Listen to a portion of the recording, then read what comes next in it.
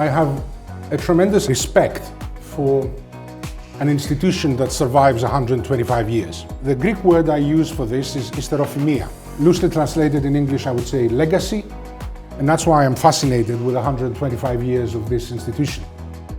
The open skies of Europe is something we created in the last 25 years, and I hope it will survive and remain. I think it would be a shame if suddenly you have to get a visa to go to Europe, or Europeans have to get a visa to come to the United States.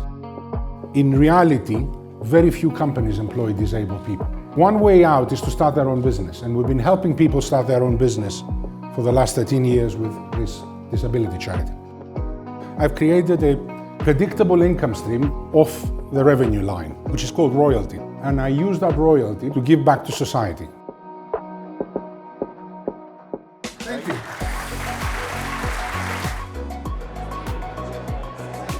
It was exceptional today, I think. The giving back you do as a company, it's essential now. I think it was really inspiring, and I think it was really nice to get some insight on the way that Stelios thinks.